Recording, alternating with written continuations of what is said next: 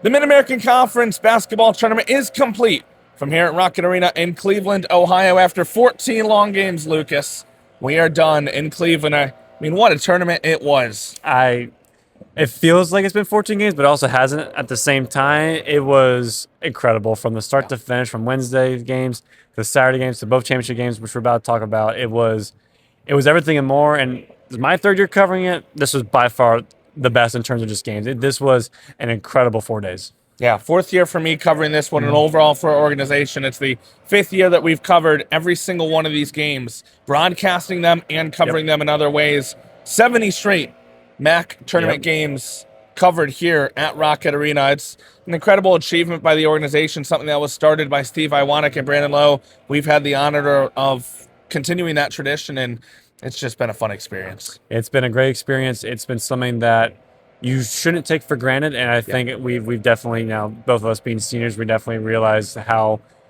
valuable these experiences are, but also just how special they're special in ways that you really can't describe on a microphone talking in front of a camera. You really can't. There are moments and memories and funny little things that happen that you will cherish for the rest of your lives. And you see different teams, you see different players that are non-BG teams. You get to visit and see other media outlets, professionals, some other student media. It's a work networking event. It's everything. And so the fact that even here now 3 of my 4 years, and just as an organization, what we did even this past tournament was incredible. So very, very grateful. Yeah. So, I mean, first, if you just want to take us through that women's basketball championship game, because I mean that was an interesting one from the start, and ultimately Miami coming away with it. It looked like it was going to be a blowout, especially in the first half. Miami had a 20-point lead over Toledo at one point in the second quarter. Toledo couldn't shoot at all in the first quarter, and it was something that's kind of been unlike them in this tournament. Usually they get those hot starts shooting. They've been the ones that kind of dominate teams at the very start, and then other teams kind of fight and claw back. It was kind of the opposite. Miami and Glenn Box, Singer, Amber Treader, all kind of just put it out all Amber on the floor. Amber Scalia, who was the MAC tournament MVP, should name as well. All 3 of those players, all MAC tournament conference first team as well. They all performed from the moment the first ball was tipped to the very end, and Miami reaped the benefits of it, obviously. Toledo, though, did come back in that third quarter. They made it a close game. Don't believe if it was tied, but it was in within a couple possessions, which is what you want in a championship game. Toledo went down swinging. They didn't go down without a fight. Jenny Bogus wanted to make sure they left everything out there. A Toledo team that is shorthanded, that had a lot of injuries that we've talked about in previous days and in other articles and other stories as well. They gave it all they had as well, and it went down to not the final moments of the game like the men's game did, but those final couple of minutes. Miami got a couple of really big shots, a couple of big three-pointers, a couple of stops defensively on Toledo's ends. Patrice Anumba had a terrible first half. She lit it up in the second half. They held to her when it mattered the most. Miami goes through. The first time going dancing in 18 years since 2008. All the talk with the men's team, it's the women's team going through and doing the double, win the regular season, and getting it down in tournament play. Give all the credit to head coach Glenn Box. Didn't win a tournament game since coming in here. He wins 3 straight. He makes his mark now in this conference, and now we'll see what Miami does. It's also nice just having a different winner. So, Just what a tremendous job by Glenn Box, though, turning around that program. They had 9 wins 2 years ago. And to now just be standing here as MAC champions, and they did it in dominant fashion in that final game, especially that first half. It's just been incredible to watch that turnaround of that program. It's been incredible, and you can appreciate it from a neutral perspective, because obviously when we're not covering Falcon Media, and obviously covering Bowling Green, I should say, for Falcon Media, we're covering our teams. We're covering our teams and being as neutral and as fair as possible. And it's also a lot of fun because, again, we don't get to see them every week like we do with Bowling Green. And like you said, 9 wins a couple years ago. Last year they improved significantly, but I don't think anyone saw them what they did this year. And 7th in the preseason poll, I believe. Exactly. So, and they proved those doubters wrong. But you can see on the jumbotron who won for the men's team. Probably one of the best basketball games, at least I've had the experience of covering.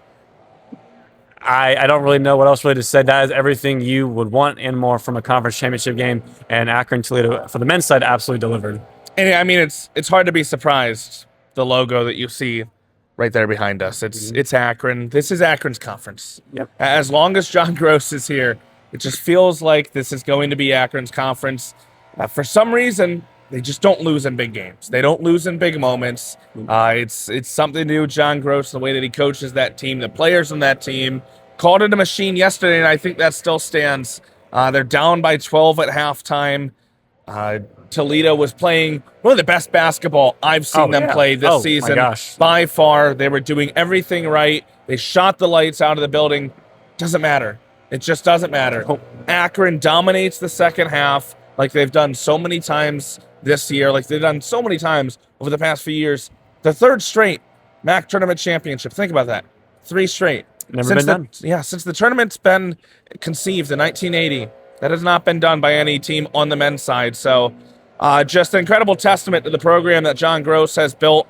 And, I mean, the ending of that game. Can you ask for anything else better? Shema Scott, the 2-time reigning MAC 6th Man of the Year, the Cleveland, Ohio native. He's the hometown kid.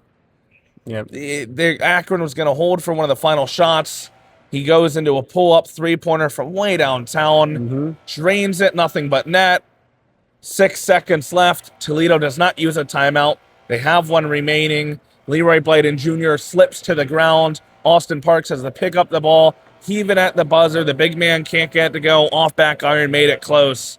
All of the drama you could have wanted in that game from start to finish, you got. That is, like you said, not only one of the best MAC tournament championship games that I've seen, it's one of the best mid-major or college basketball tournament championship games that I've ever witnessed. Yeah, and you mentioned the three-peat. It's hard to win. And you see all the coaches talk about it, and the amount of times you see, I mean, talk Kavalecz now, 0-4 in conference championships. He doesn't know if he'll ever get back. No. And to win 3 in a row with 3 different teams, with 3 different stars, we talked about it yesterday. Oh, you have Enrique Freeman. Here's Nate Johnson. Now it's Tavari Johnson. Tavari Johnson. Yeah. Amani Lyles played phenomenal, and Shema Scott obviously hit the game-winning shot. They are a machine, like you mentioned. They keep just turning out these elite players, and they keep winning MAC championships.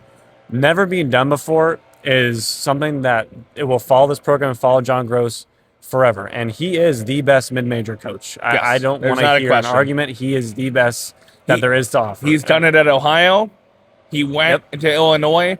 I think he gets too much criticism for that Illinois run. Sure, he had a losing record in conference play. He only made the tournament one time.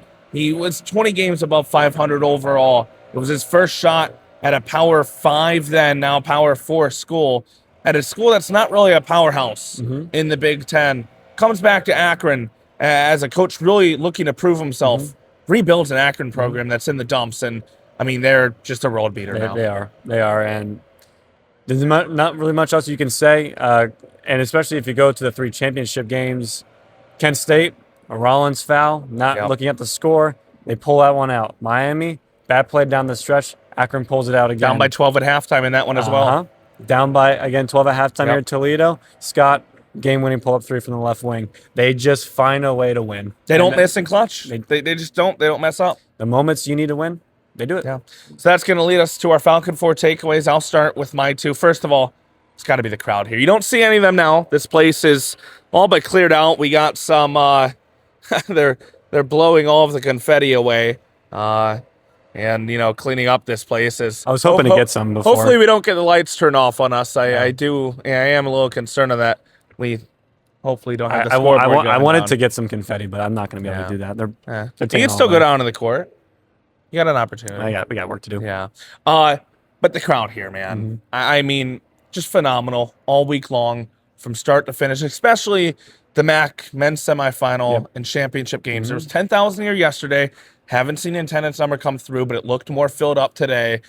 I'm thinking 12 plus. Yeah. The most attended one's 14,000 something in 2002, Kent State Bowling Green. We're going to be close to that number.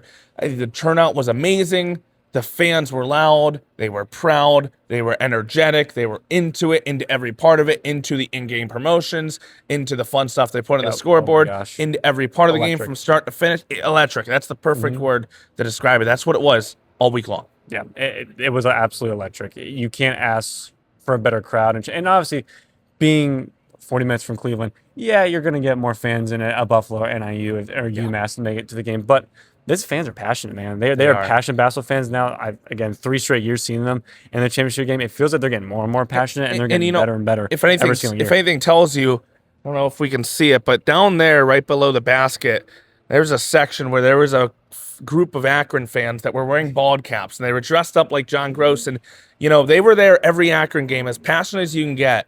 After Akron wins, John Gross goes into that crowd, brings the trophy with them, celebrates with them, takes photos with them. That's the kind of fans we got here all week long for every single team. Yep. So next takeaway for me is going to be, I don't know what it is. I don't know if it's the use of timeouts.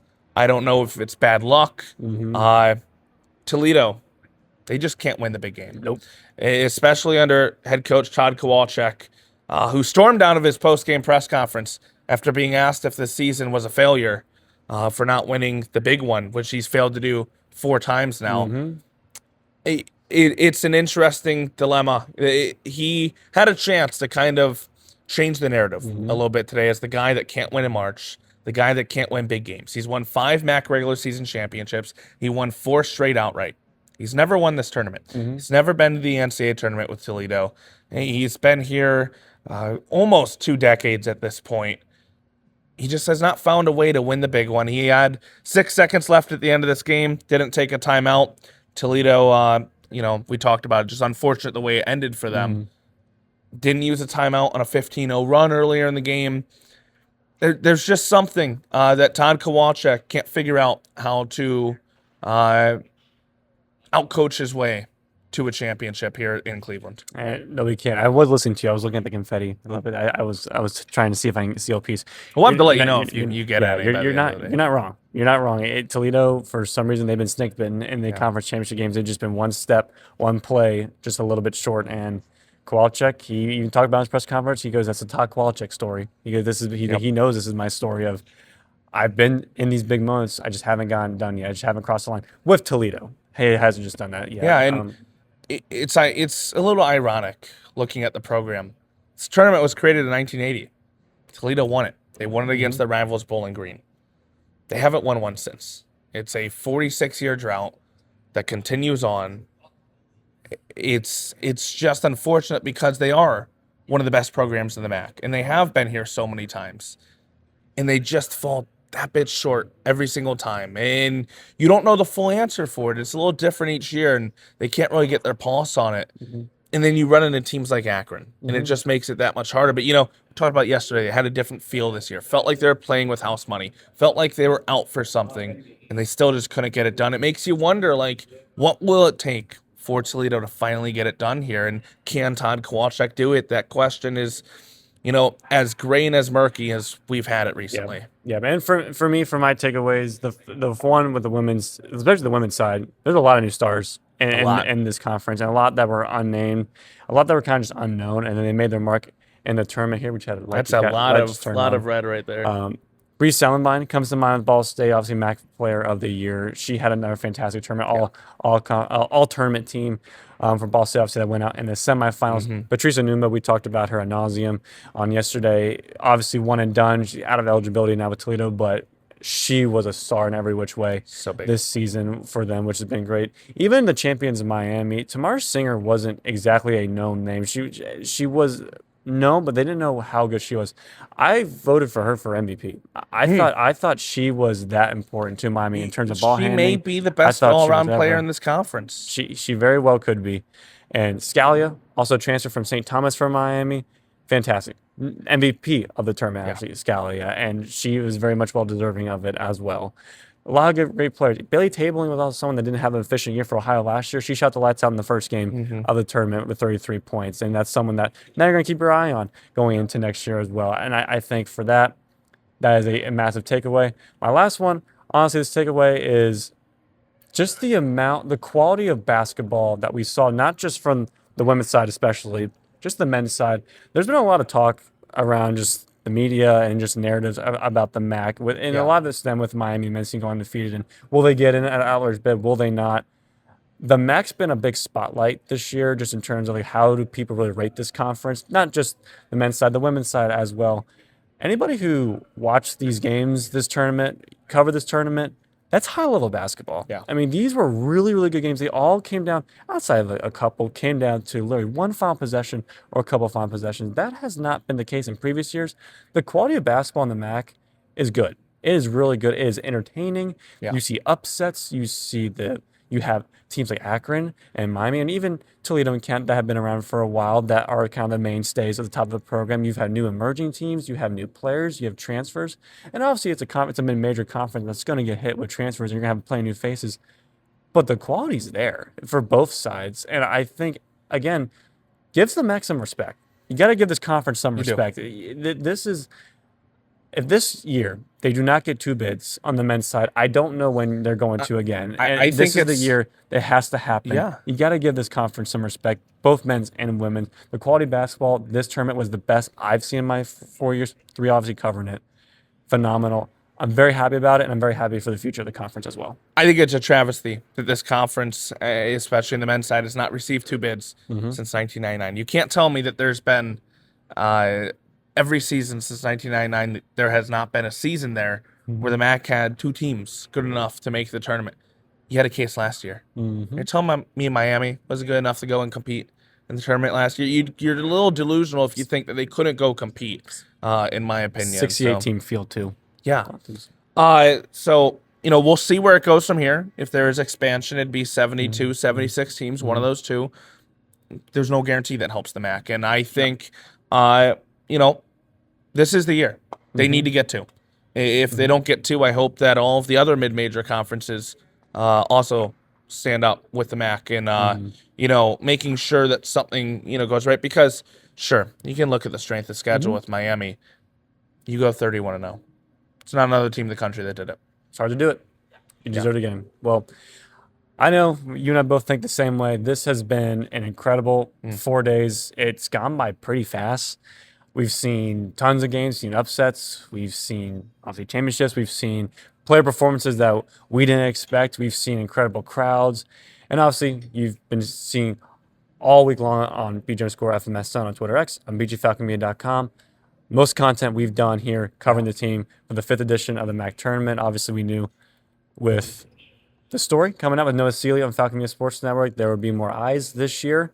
So we appreciate everyone that followed along, supported any of our content this week. It was a total blast doing pieces like this, doing those fun food reviews, doing those fun social media pieces that you'll find out. There is one more food review coming out, too. If you are a fan of that, there's one more coming out. But, doing this is the best experience you can get in this field as student media and aspiring, sports broadcasters, journalists, any which way you want to, aspiring people that want to work in sports media, any which way. We had the biggest crew we've had ever with 9 people. That goes from myself. The biggest supporting crew as well. I don't want to cut you off there, but just the biggest supporting crew back in the studios because we get a lot of the credit for being out in front of the camera, for our names being on the bylines of stories, but we're in school currently. We're not on spring break. School is actively going on at BGSU, and we have to take a week off. And thank you, Carl Smith, for allowing us to do this. He helps us out a ton in that category, and all of our professors back there as well. But